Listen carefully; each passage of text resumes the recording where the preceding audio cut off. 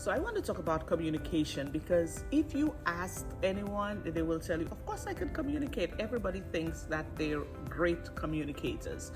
But since I've been doing this, what I have noticed the most is that in reality, most persons are poor communicators. I hate to break it to you, but here are 5 signs that you are a poor communicator.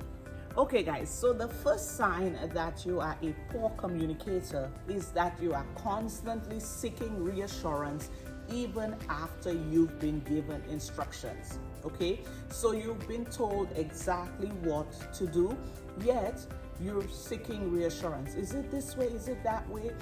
So I'm supposed to do this, right? This is a clear sign that you are a poor communicator. And you might be like, what does that have to do with communication? Well, communication is also about listening, right? And if you're not listening to what whoever is relaying the information to you, it means that you are a poor communicator. And it also means that you're taking up more of that individual's time. Remember, we're talking about this with regards to a remote work environment where everything is virtual. Mostly everything is done via email, WhatsApp, whatever form of communication, but it is virtual. So if you've been explained, this is how it is done, and you're asking unnecessary questions, it means that you are a poor communicator. So tell me, are you guilty of that one? Okay, now this one may throw you off a bit, because I'm sure you've heard that no question is a stupid question, right? And in reality, no question is a stupid question. But if you're always asking questions, it could become frustrating for the persons that you're dealing with, whether it be management, HR, whatever department that you're dealing with. If you're always asking questions, especially questions about things that have been discussed and gone over, things that were made clear, whether it was material that was provided to you already, you have to give yourself that push, that drive, that ambition to say, you know what, I'm working remotely. And with that comes a certain level of independence. So before you even ask questions, you ask yourself, has that been, that information been provided to me? Was I given a handbook? Was I given some sort of information already about this? It is up to you to do your due diligence. And most persons' management in the virtual or remote work field, I'm telling you, they're not going to be answering every question, especially questions that have been addressed. You have to show that you have initiative and you could find the information that is required. So asking too many questions in this sense is definitely a sign of lack of communication, well, good communication. Okay, so here's another thing. You ask a question, right? And the answer is given, but the answer is given with maybe some ifs or maybes, or where it's situational, right? So this would have happened if this is done. This would have happened. So what the person is doing is ensuring that you get the full enchilada. You know that this is the solution if this was the case. This was the solution if it happened this way. So they're just giving you all of the different options, so that way you know exactly how or where you fit in depending on the situation. What you do is you zone in on the one that maybe does not even pertain to you, right? You zone in on that to justify or validate. This is a sign of poor communication, because the individual is not telling you that that's what it is. They're saying that if it is this, this is the solution. If this is this, this is how it's going to happen. However, you miss out all the ones that were for you, and you zone in the one that does not pertain to you, and then you respond just to that part of it. It does not even deserve a response. The reason why the individual did it this way is to cover all the bases. This is actually effective communication. That way, you do not send an email to ask about it. Instead, you send an email just to justify or validate it. That's poor communication. We have to remember that when we assume things, we're doing it from our internal experience, okay?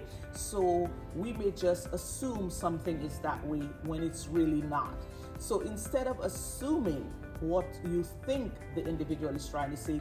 Look at the actual communication piece, whether it's an email, whether it was relayed to you via fax, via text, whatever it is. Really go and look at the purpose, what the substance of the message was, instead of assuming from your past experience that this is what the person is trying to say. Assumption is one of the biggest challenges that most persons have, because they're just making that assumption from something that has happened prior, or just an experience that they've heard of, or secondhand information, whatever it is. But assumption is one of the keys to that lack of communication. So don't assume. Look at the substance of the email, the communication piece that you received, and do it based on that piece and that piece alone. Take your personal experience out of the equation. And finally, I want to talk about repetition. So enforcing what you've been taught is always good, especially when you're communicating one-on-one with the individual right in front of you. That's extremely good. You can paraphrase it and say, so what you're saying is this, that. This is an excellent form of communication.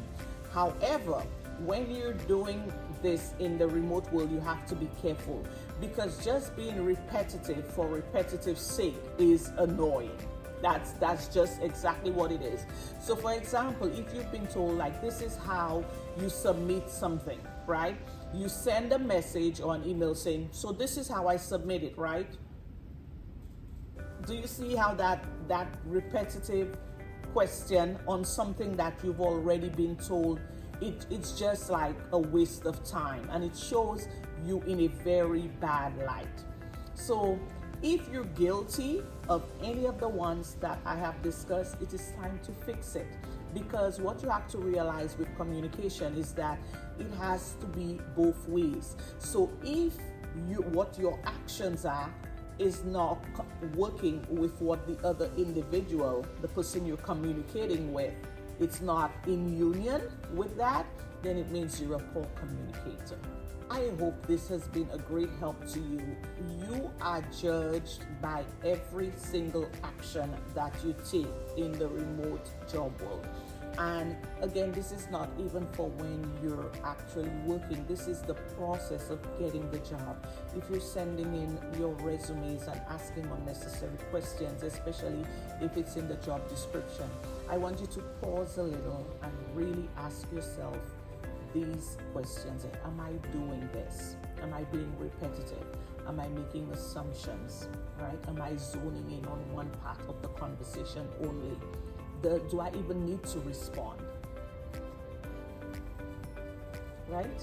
Sometimes we do not need to respond. Sometimes the last communication was clear enough that you understood it, and that's that. Okay guys, so my name is Victoria. Hit the subscribe button, and we will be talking about how we best position you to get your remote job of your dreams.